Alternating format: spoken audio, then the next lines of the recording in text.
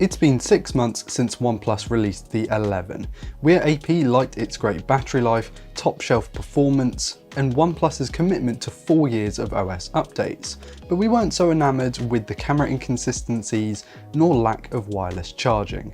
So what's changed in the half a year that the device has been out for? Let's find out in this 6-month review of the OnePlus 11.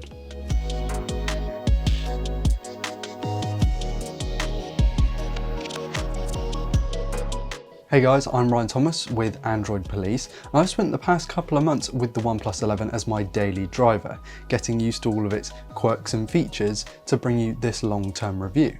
If there's two things you can count on the OnePlus 11 being good at, it's speed and longevity. The Snapdragon 8 Gen 2 with either 8, 12 or 16GB of RAM and the 5000 mAh battery are still top shelf components and give you speed all day long, and the next day if you want it to. I've genuinely not used a phone with this level of battery life before, at least a smartphone. It gives me the 2 days, and if I'm particularly busy at work and I'm not using my phone, that can stretch to 3 days before I need to plug it in. Oh, and before I hear you in the comments saying you've turned it down to 60Hz and a full HD display, no, the minute I got this thing I put it up to Quad HD, high refresh rate, and that is where it has stayed. I've not been fortunate enough to check out the 100 watt or 80 watt charging speed depending on where you live. I've been stuck to actually 18 watts through a third-party charger, but I don't even worry about that because this thing lasts so long on a single charge. I haven't run into any kind of slowdown issues over the past couple of months, but I have run into a couple of software glitches. The most prominent being actually that the YouTube app seemed to just put everything into the corner of the display where you couldn't access it no matter if you tried to auto-rotate or not. Now, this is something that can be simply fixed by closing down the app and reopening it, but it does leave a slight sour taste in the mouth. Speaking of software, the OnePlus 11 has received OxygenOS 13.1, which is a pretty small upgrade by all accounts. It adds a couple of first-party features and improves OnePlus's game assistant, which I found to be pretty useful. It gives you stuff like system FPS, system status whilst gaming, which is pretty cool, and actually it enables Discord right in your gaming experience, which is something that we usually take for granted on PC, but not so much on mobile, so it's nice to have that here. It also added a custom icon skin to the Games app, which is something we actually complained about in our initial review. OnePlus's commitment to 4 software upgrades is fantastic, gives you those major platform updates that you might want, so this should go right up to Android 17, which is very, very good. However, it would be nice to see more timely, minor updates. The current bi-monthly schedule is okay and all, but it would just be nicer to have quicker updates. I hope they managed to smoothen out the camera experience a little bit with those software updates as well. Don't get me wrong, the 4 cameras that this thing does have are pretty decent from a hardware standpoint, even if they can't dethrone Google's and Apple's offerings right at the top. You can capture some pretty solid photos, especially when you consider the OnePlus 11's reasonable price point for a phone of this caliber. White balance and tone capture can be a little bit hit or miss, as can the computational photography modes like night mode, portrait capture, that kind of thing. Consistency between the 3 lenses can also be a little bit suspect at times, which is perhaps to be expected given the sheer difference in sensor sizes and types across the 3 on the back. And the quality can be, well, for example, the 2x. It throws an unnatural amount of digital sharpening at images that make them look more like just a dodgy Instagram filter in a 2x crop, as opposed to a true 2x optical change. It's not terrible, but it would be nice if the camera system was just a little bit more dependable and cohesive.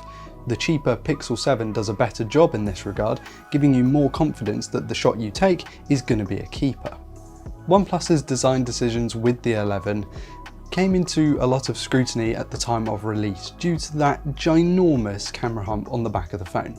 It's a bit love or hate. Some people will love it, some people will hate it. I think it looks great because it stands out from the rest of the pack, it gives it a unique look, but I can see others not liking it because 1, it's huge and unwieldy and just in the way, and 2, because there are much sleeker designs on the market if they do look a little bit boring and a bit samey. Throw in the so-so IP64 splash-proof rating instead of the full-fat IP68 rating, and the choice between slippery or fingerprint magnet finishes, and you end up with a device that feels rushed.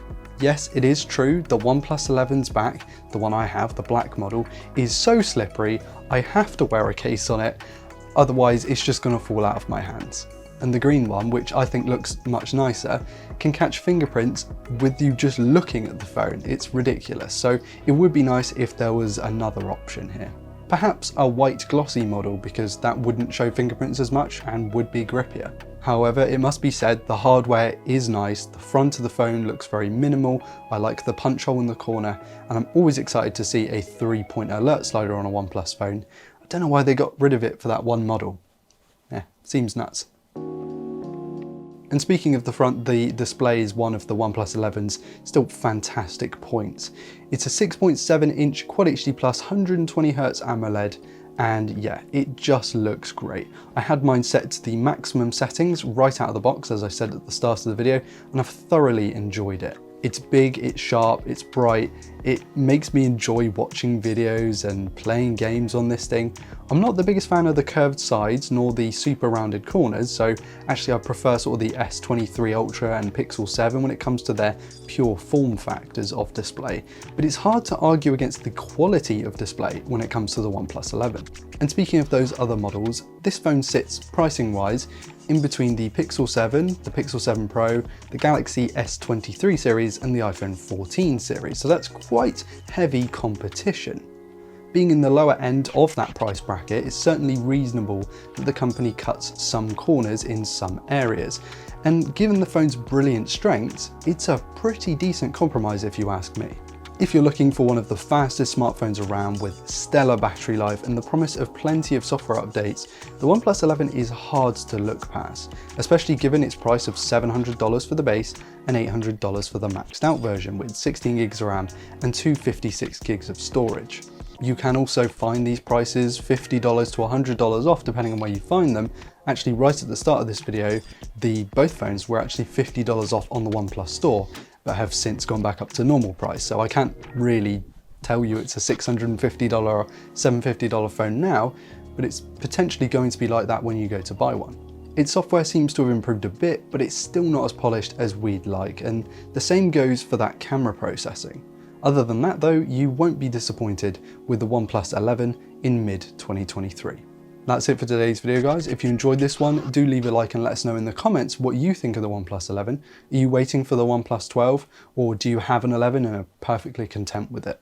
I've been Ryan Thomas with Android Police. Thank you all so much for watching, and I'll catch you later. Cheers.